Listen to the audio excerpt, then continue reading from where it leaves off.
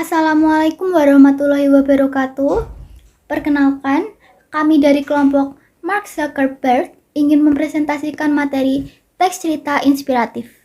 Sebelumnya, izinkan kami memperkenalkan diri. Perkenalkan, nama saya Adinda Artanti Swasono, nomor presensi 1.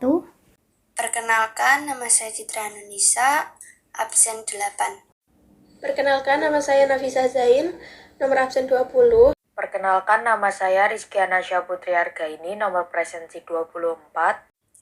Perkenalkan, nama saya Uswatun Hasanah, nomor absen 30. Berikut saya paparkan daftar materi yang akan dipelajari pada bab teks cerita inspiratif kali ini. Yang pertama, pengertian dan tujuan teks cerita inspiratif.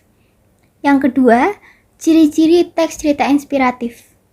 Yang ketiga, struktur teks cerita inspiratif. Yang keempat, kebahasaan teks cerita inspiratif. Yang kelima, menyusun teks cerita inspiratif. Dan yang terakhir adalah contoh teks cerita inspiratif. Yang pertama, pengertian dan tujuan teks cerita inspiratif. Apa sih teks cerita inspiratif itu? Jadi, teks cerita inspiratif itu adalah teks yang berisi cerita fiksi maupun pengalaman yang benar-benar terjadi, yang menyajikan inspirasi kebaikan, yang mampu memotivasi pembacanya untuk melakukan hal-hal baik.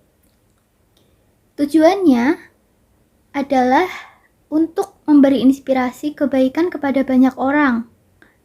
Cerita yang baik dapat menggugah perasaan, memberi kesan yang mendalam, bahkan dalam tingkat yang lebih tinggi, mampu membuat seseorang berjanji pada dirinya untuk menjadi seperti yang dibacanya. Teks cerita inspiratif juga merupakan cerita yang menginspirasi seseorang untuk berbuat lebih baik, lebih peduli, dan lebih berempati terhadap orang lain. Materi yang kedua yaitu ciri-ciri teks cerita inspiratif.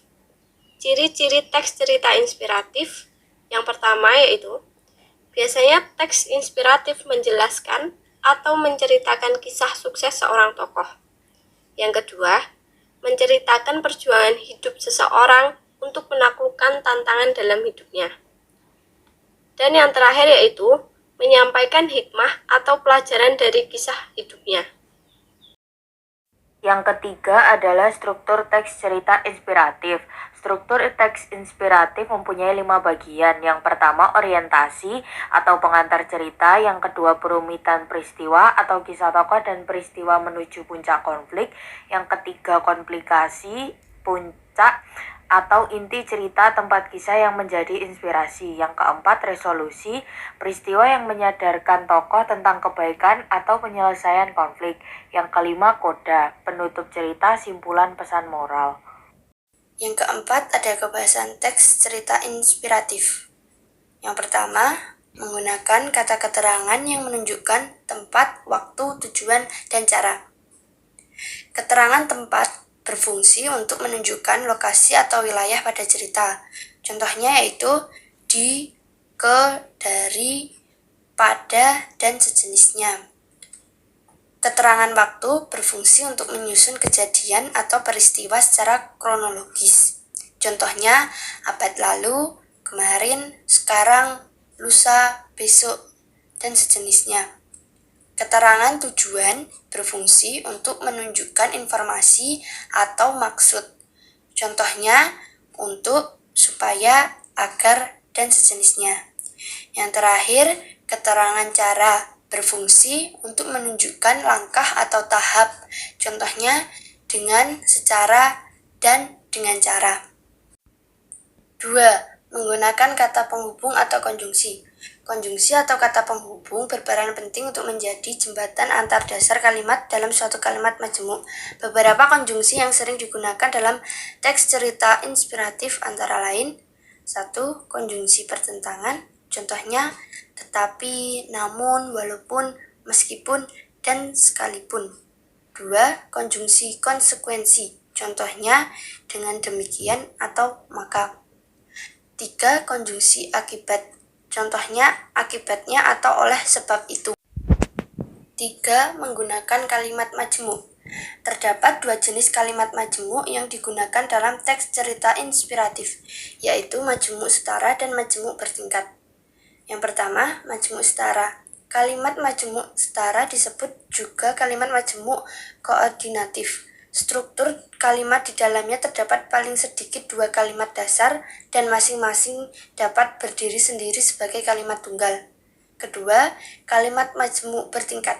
Jenis kalimat ini adalah kalimat yang mengandung suatu kalimat dasar yang merupakan inti atau utama dan suatu atau beberapa kalimat dasar yang berfungsi sebagai pengisi salah satu unsur kalimat inti tersebut. Materi keenam yaitu menyusun teks cerita inspiratif. Langkah-langkah menyusun teks cerita inspiratif yang pertama, menentukan tema yang akan disampaikan. 2. Merancang peristiwa-peristiwa utama yang akan ditampilkan dalam bentuk skema alur. 3. Merinci peristiwa-peristiwa utama ke dalam detail peristiwa sebagai pendukung cerita. 4. Menentukan tokoh, perwatakan, latar, dan sudut pandang. 5. Mengembangkan tulisan sesuai struktur dan unsur kebahasaan. Selanjutnya, yang ketujuh adalah contoh teks cerita inspiratif yang berjudul Penebang Kayu. Suatu ketika, seorang pemuda yang sangat kuat meminta pekerjaan pada seorang saudagar kayu dan dia mendapatkannya. Upah yang ditawarkan sesuai dengan keinginannya. Lokasi pekerjaannya pun dekat dengan rumahnya. Oleh karena itu, sang pemuda bertekad untuk bekerja dengan sungguh-sungguh. Akhirnya, saudagar memberinya kapak dan menunjukkan area tempat penebangannya. Hari pertama, penebang pohon membawa 21 batang pohon. Wah, hebat, kamu kuat sekali, bisa membawa pulang kayu sebanyak ini dalam satu hari, kata saudagar kayu yang merupakan atasannya sekarang. Termotivasi oleh perkataan itu, sang pemuda menebang kayu dengan usaha yang lebih keras keesokan harinya. Tetapi hari itu ia hanya bisa membawa 17 batang pohon. Hari ketiga, dia berusaha lebih keras lagi. Tetapi dia hanya bisa membawa 10 pohon. Hari demi hari, pohonnya makin berkurang. Aku pasti telah kehilangan kekuatanku, pikir penebang kayu itu. Dia menghadap kepada saudagar kayu dan meminta maaf. Mengatakan bahwa dia tidak mengerti apa yang sedang terjadi. Kapan terakhir kali kau mengasah kapak yang kau gunakan? Tanya bos itu. Mempertajam, saya tidak punya waktu untuk mengasah kapak saya. Saya sangat sibuk mencoba menebang pohon.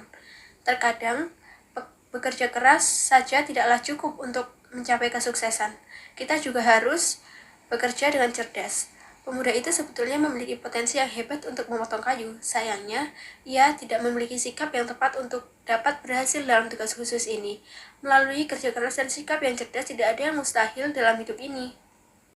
Demikian beberapa hal yang dapat kami sampaikan. Terima kasih atas perhatiannya. Mohon maaf apabila ada kesalahan kalimat maupun kata-kata. Semoga materi kali ini dapat bermanfaat bagi kita semua. Wassalamualaikum warahmatullahi wabarakatuh.